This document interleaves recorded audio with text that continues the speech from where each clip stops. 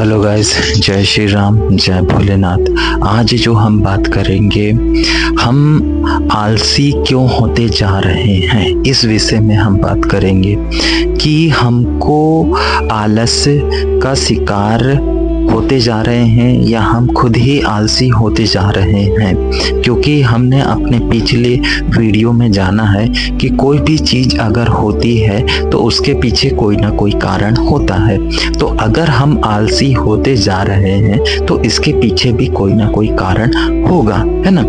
तो mind development के course में हम आपको यही सब बताते हैं। तो क्यों होते जा रहे हैं आलसी, इसका कारण मैं बताता हूँ, है ना। होता क्या है कि जो भी चीज़ हम खा रहे हैं, है ना, जो भी चीज़ हम भोजन के रूप में खा रहे हैं, उससे हमको क्या है कि पर्याप्त एनर्जी नहीं मिल रही है।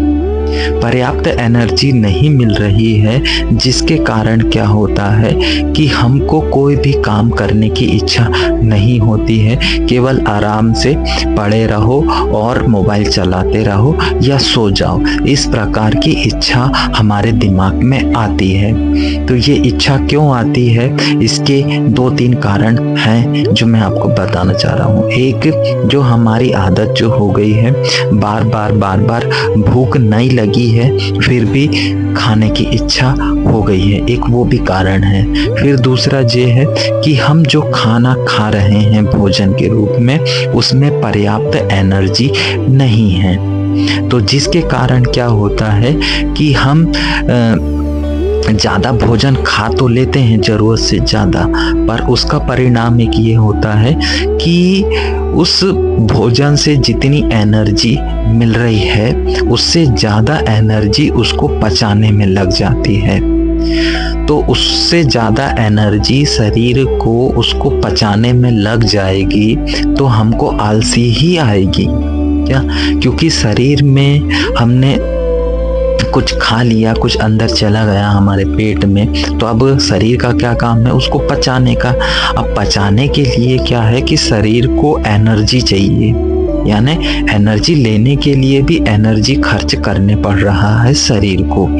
तो उसको उस भोजन को पचाने के लिए ज़्यादा एनर्जी खर्च करने पड़ता है और भोजन से हमको उतनी एनर्जी नहीं मिल रही है।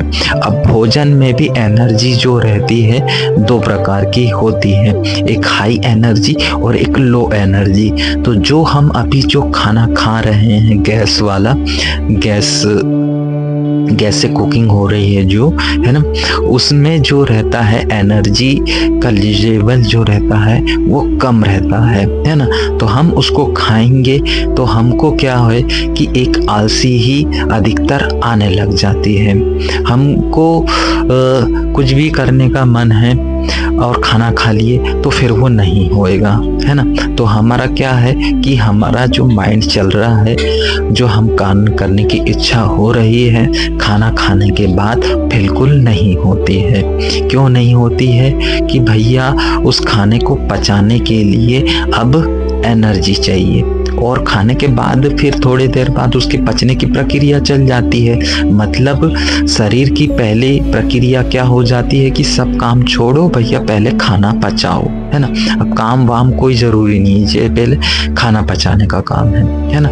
तो खाना पचाना पहली ज़रूरत आ जाती है शरीर की, है ना। तो इसीलिए दिमाग सिग्नल देता है कि भैया कोई काम अब नहीं करना है, अब चुपचाप लेट जाओ और खाने को पचने दो। तो ये कारण है आलसी आने का, है ना। तो खाना खाने के बाद अधिकतर आलसी आएगी ही। वो